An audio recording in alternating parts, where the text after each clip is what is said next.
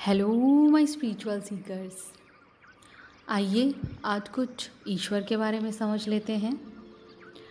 शुरुआती संदेशों में एक था, जीवात्मा जगत में कोई धर्म नहीं होता, हम केवल एक ही ईश्वर की आराधना करते हैं। तो फिर पृथ्वी पर इतने सारे विभिन्न धर्म क्यों हैं? हालांकि पृथ्वी पर इतने सारे धर्म हैं, लेकिन सब अंततः हमें उसी सर्वशक्तिमान ईश्वर की ओर ले जाते हैं। आपकी पृथ्वी को अच्छे से बुरे और बुरे से फिर अच्छे के चक्रों से होकर गुजरना पड़ता है। जब पृथ्वी पर नकारात्मकता बहुत ज़्यादा बढ़ जाती है, तब ईश्वर उच्चतर ब्रह्मांड से एक बहुत ही उच्च आत्मा को पृथ्वी पर लोगों का मार्गदर्शन करने के लिए भेजते हैं। वह पैगंबर कहलाता है। वह लोगों में ज्ञान फैलाता है ताकि वे उन्नति कर सकें और भली आत्माएं बन सकें। प्रत्येक पैगंबर के अनुयायियों को अलग अलग नामों से जाना जाता है। दुर्भाग्य से सैकड़ों साल के दौरान बहुत से पैगंबरों की शिक्षाओं को मनुष्यों ने तोड़ मरोड़ डाला है। बहरहाल जीवात्मा जगत में कोई धर्म नहीं होता। ईश्वर में विश्वास करना सामान्य तौर पर मनुष्य के लिए कठिन क्यों होता है? आपके जीवन काल में ईश्वर के प्रति आपकी धारणा बदलती रहती है। कुछ ऐसे लोग होते हैं जिनका अपनी युवावस्था के दिनों में ईश्वर पर भरपूर विश्वास होता है, लेकिन आयु बढ़ने के साथ साथ उनका विश्वास कम हो जाता है। ऐसा होने का एक कारण यह है कि यदि आप कुछ पाने के लिए पूरे मन से प्रार्थना करते हैं और फिर भी वह आपको नहीं मिलता, तो आप यह मान लेते हैं कि ईश्वर ने आपकी बात सुनी नहीं या ईश्वर का अस्तित्व ही नहीं। लेकिन सच तो यह है कि जब प्रार्थना का प्रत्युत्तर ना मिले, तो इसका अर्थ है कि आप जो पाने की प्रार्थना कर रहे थे वह आपके आध्यात्मिक विकास के लिए ठीक नहीं। ईश्वर पर से आपका विश्वास तब भी उठ जाता है जब आपके साथ अन्याय होता है और आप खुद से पूछते हैं कि क्यों ईश्वर न्याय नहीं करते। उस अन्याय के रूप में यह आपका कर्म, परीक्षा या प्रशिक्षण हो सकता है। कभी कभी जब आपकी सेहत खराब होती है, आप ठीक होने के लिए ईश्वर से प्रार्थना करते हैं, लेकिन आपकी सेहत नहीं सुधरती और आपका ईश्वर से भरोसा उठ जाता है। जो आप समझ नहीं पाते कि बुरी सेहत की तकलीफ़ों से गुजरकर हो सकता है कि आप अपने बुरे कर्मों का हिसाब चुका रहे हों। कुछ ऐसे भी लोग हैं जिनका अपनी युवावस्था में ईश्वर पर कोई विश्वास नहीं था, लेकिन समय के साथ होने वाले अनुभवों के कारण उनके अंदर ईश्वर के प्रति विश्वास जगता है।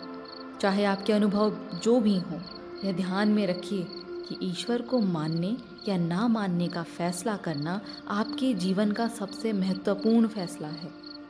जब आप पृथ्वी पर होते हैं, तब जीवात्मा जगत की आपकी स्मृति आपके भौतिक मन से मिटा दी जाती है, लेकिन अवचेतन मन के जरिए जीवात्मा जगत से आपका संबंध अभी भी बना रहता है।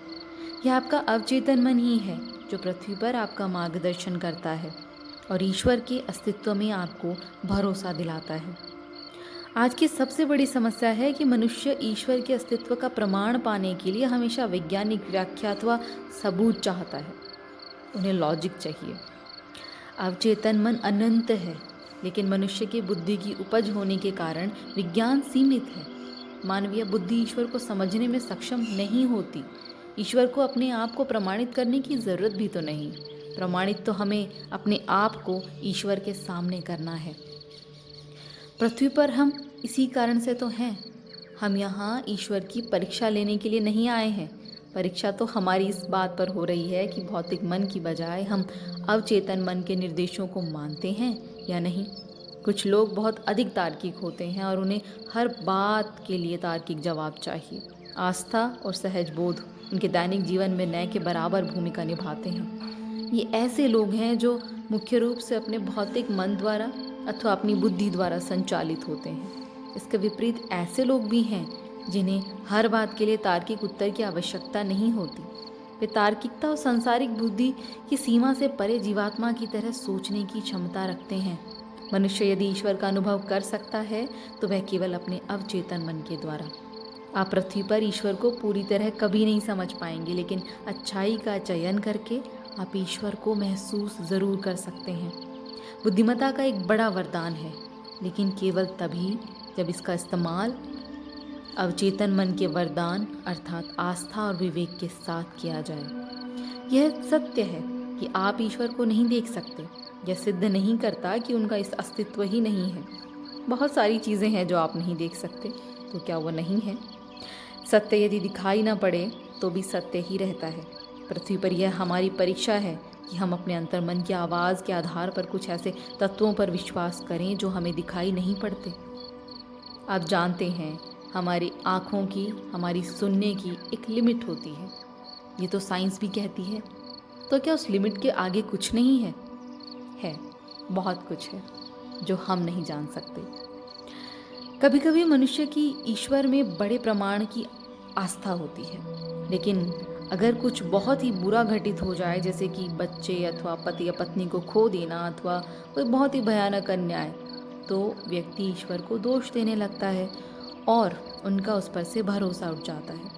इसमें कोई शक नहीं कि आप दुख का एहसास करते हैं, लेकिन इस दुख के कारण अपनी आस्था खोने की बजाय ईश्वर से प्रार्थना करें कि वह आपको इसको सामना करने की ताकत दे। पृथ्वी एक ऐसी जगह है जहाँ कदम कदम पर अन्याय होता है। अच्छे लोग दुख झेलते हैं, बुरे लोग ताकतवर होते हैं, सुख का उपभोग करते दिखाई पड़ते हैं। इस समय पृथ्वी पर भारी असंतुलन की स्थिति है, लेकिन यह असंतुलन हमारी परीक्षा है और संघर्ष हमारा शिक्षक। आपके साथ होने वाले सभी अन्यायों के बावजूद क्या आप में अब भी इतना साहस है कि आप ईश्वर और उसके न्याय में विश्वास करते हैं? एक दिन ऐसा आएगा जब अच्छाई की दुष्टता पर जीत होगी, लेकिन तब तक अंधेरा हमारे लिए चुनौती है। ईश्वर अंधेरे के अस्तित्व को अनुमति देते हैं ताकि भली आत्माओं की परीक्षा हो सके और उन्हें प्रशिक्षण मिले। आखिरकार जब पृथ्वी पर अच्छाई का बोलबाला होगा तब ईश्वर में विश्वास करना आसान होगा। तो उसमें हमारी परीक्षा कैसी? उस समय विश्वास करिए, आप ईश्वर के अस्तित्व का भरपूर अनुभव करेंगे। लेकिन यदि आप इस वक्त ईश्वर के विश्वास में नहीं मानते तो आप अपनी परीक्षा में सफल नहीं हो पाएंगे। अपने जीवन में आप बहुत सी चीज़ें देखेंगे। आपने बच्चों को बदहाली झेलते देखा होगा, निर्दोष लोगों को युद्ध पीड़ितों के रूप में देखा होगा। आपने यह भी देखा होगा कि हत्यारे छूट जाते हैं, निर्दोषों को जेल हो जाती है। आपने कभी भयंकर से भयंकर अपराध और अन्याय का सबसे घिनौना रूप देखा होगा। उस समय अपने आप से यह पूछा होगा, कहाँ है ईश्वर? यदि ईश्वर हैं तो फिर वे कुछ क्यों नहीं करते? वे ये सब क्यों नहीं रोकते? लेकिन ध्यान दीजिए कि यह सब ईश्वर ने शुरू नहीं किया है, बल्कि इंसानों ने किया है। ईश्वर ने मनुष्य को स्वतंत्र इच्छा दी और मनुष्य ने अपनी स्वतंत्र इच्छा का उपयोग करके नकारात्मक फैसले लिए। इसलिए इन दिनों नकारात्मकता बढ़ती जा रही है और भली आत्माओं की परीक्षा ली जा रही है। उनका विश्वास डगमगा जाता है, उन्हें डर और क्रोध घेर लेता है, वे गलत राह पर चलने के लिए फंस जाते हैं। एक समय ऐसा आएगा जब पृथ्वी खुद ही इस नकारात्मकता को मिटा देगी। उस समय अधिक से अधिक आत्माएं आध्यात्मिकता की ओर जाएंगी, लेकिन उस क्षण के आने की प्रतीक्षा मत करिए। इसी वक्त सकारात्मक विकल्प चुनिए ताकि जब वह क्षण आए तब तक आप अपनी परीक्षा में सफल हो चुके हों। जब रोशनी भरपूर है तब उसकी तरफ जाना बहुत आसान है। उस समय प्रलोभन भी बहुत कम होते हैं, लेकिन रोशनी की तरफ बढ़ना तब मुश्किल होता है जब पृथ्वी पर उसकी कमी हो और बुरी आत्माएं आपको इससे दूर ले जाने के लिए अपनी पूरी शक्ति लगा देती हैं। अपने आप को एक योद्धा के रूप में देखिए और पृथ्वी को आध्यात्मिक रणभूमि। क्या आप इसलिए अंधेरे के सामने झुक जाएंगे कि ऐसा करना आसान है, अथवा क्या आप इसलिए अंधेरे के सामने झुक जाएंगे कि आप में ताकत और क्षमता का भ्रम पैदा करता है, या फिर आप डर के कारण ऐसा करेंगे? अथवा क्या आप में वह विवेक है कि आप जान सकें कि अंधकार एक परीक्षा है और आप में इससे लड़ने और ईश्वरीय प्रकाश को चुनने का साहस होना चाहिए, चाहे ऐसा करना कितना भी मुश्किल क्यों ना हो। असली जिज्ञासु की शक्ति उसके अवचेतन मन की शक्ति पर निर्भर करती है। यही कारण है कि आप इसके विकास के लिए जीवात्मा जगत में इतना अधिक समय बिताते हैं, क्योंकि आप जानते हैं कि आप कैसी जगह पर जाने वाले हैं, वहाँ आप किन कारणों से जाएंगे। अच्छाई और दुष्टता के अस्तित्व का यही कारण है कि आप दुष्टता से दूर जा सकें और अच्छाई को चुन सकें। नकारात्मकता का अस्तित्व होता है ताकि आपकी स्वतंत्र इच्छा की परख हो सके, और यदि नकारात्मकता न होती तो प्रलोभन भी न होता, और तब स्वतंत्र इच्छा के उपयोग का अवसर आपको नहीं मिलता। जब आप प्रार्थना करते हैं तब ईश्वर आपकी प्रार्थना सुन रहे होते हैं। हालांकि ऐसा वे अपने फरिश्तों के जरिए करते हैं जो उन प्रार्थनाओं का उत्तर देते हैं। कभी कभी लोग अपनी या अपने प्रियजनों की ज़िंदगी की प्रार्थना करते हैं। यदि वे भली आत्माएं हैं तो उन्हें आरोग्यकारी शक्ति प्रदान की जाती है ताकि उनमें स्वस्थ होने की शक्ति, अथवा अगर यह उनका कर्म फल है तो उनमें शारीरिक कष्ट भोगने की क्षमता आए। कभी कभी लोग इसलिए भी प्रार्थना करते हैं क्योंकि उन्हें कुछ समझ ही नहीं आता। वे नहीं जानते कि अपनी खुद की अथवा अपने करीबी व्यक्तियों की कैसे मदद करें। इसलिए उनकी प्रार्थनाओं का उत्तर मार्गदर्शन या उनके अवचेतन मन के जरिए मिलने वाले संदेशों के रूप में दिया जाता है। इस संदेश को प्राप्त कर व्यक्ति के सामने सब साफ हो जाता है और उसकी दुविधा दूर हो जाती है। मदद की कुछ पुकारें इतनी अधिक आवश्यक और इतनी अधिक उलझी होती हैं कि जीवात्माओं को अपने लोक की उच्च भली आत्मा की सलाह लेनी पड़ती है। इसलिए बेशक ईश्वर की ही आपकी प्रार्थनाओं को सुनते हैं, बशर्ते वे सच्ची और दिल से निकली हों। ऐसा क्यों होता है कि बहुत सारी आत्माएं जब प्रश्न करती हैं या प्रार्थना करती हैं तो उन्हें उत्तर नहीं मिलता। कुछ लोग सच्चे मन से और अपने अंदर की गहराई से प्रार्थना करते हैं, तब भी उनकी प्रार्थनाएं नहीं सुनी जाती। ऐसा क्यों होता है? आपकी प्रार्थनाओं को प्रत्युत्तर तभी प्राप्त होता है जब एक आप प्रार्थना द्वारा जो मांग रहे हैं वो आपके हित में हो, क्योंकि ईश्वर जानते हैं कि हमारे लिए क्या अच्छा है क्या बुरा। हमें उतनी समझ नहीं है। कई बार ऐसा होता है कि हमारे साथ बुरा होता है, लेकिन कई सालों बाद जब हम अपना पास्ट सोचते हैं, याद करते हैं, तो हम यही कहते हैं शायद जो हुआ अच्छा हुआ। तो ईश्वर सब जानते हैं कि हमारे लिए क्या सही है क्या गलत, लेकिन हो सकता है कि हमारा मन वो मानने को तैयार ना हो। ईश्वर से कहिए कि वे आपके लिए वही करें जो श्रेष्ठ है, जो हमारी आत्मा के विकास के लिए अच्छा है। उनसे प्रार्थना करने का सबसे अच्छा तरीका यही है। आपकी प्रार्थना सच्ची और दिल से की गई हो, उसके इरादे गलत ना हो, दुष्टता भरे ना हो, दूसरे लोगों की बुराई ना हो उसमें सिर्फ सच्ची दिल से निकली हुई प्रार्थना हो। आपकी प्रार्थना निस्वार्थ और भौतिकता से रहित होनी चाहिए।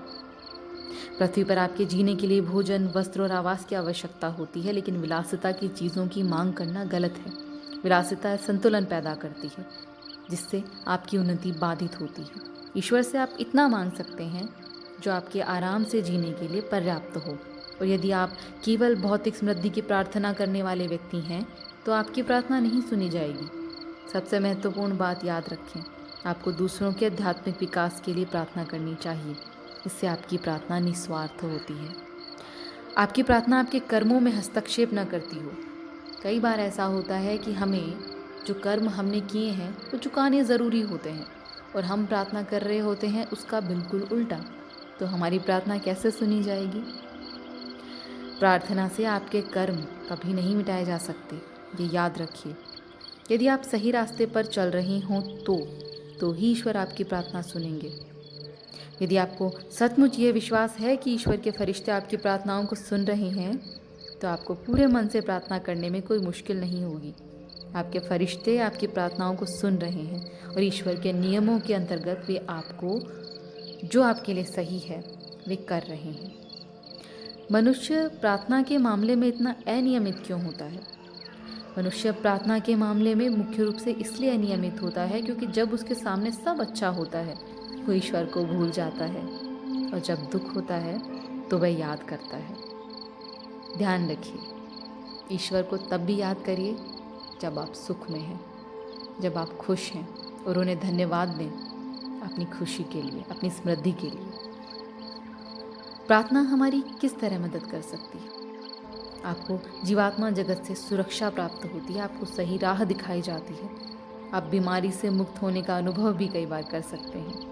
आपको अपने आध्यात्मिक ज्ञान को कार्य रूप देने की शक्ति मिलती है, आप में आस्था बढ़ती है, और काले जादू से भी कई बार आपकी रक्षा होती है। कितने समय के लिए प्रार्थना करनी चाहिए? ज़रूरी नहीं कि आप घंटों प्रार्थना करें, एक छोटी सी और सच्ची प्रार्थना भी काफ़ी है। क्या प्रार्थना करने के लिए किसी धार्मिक स्थान पर जाना ज़रूरी है? प्रार्थना की कोई रीति रिवाज नहीं, ऊर्जा स्थल का निर्माण इसलिए हुआ ताकि लोग प्रार्थना करने के लिए एक साथ इकट्ठा हो सकें और उनके अवचेतन मन साथ मिलकर अधिक सकारात्मक ऊर्जा उत्पन्न कर सकें। तो आप प्रार्थना कहीं भी कर सकते हैं, बशर्ते कि वो सच्ची हो। आज के लिए बस इतना ही। खुश रहिए, मुस्कुराते रहिए। Thank you.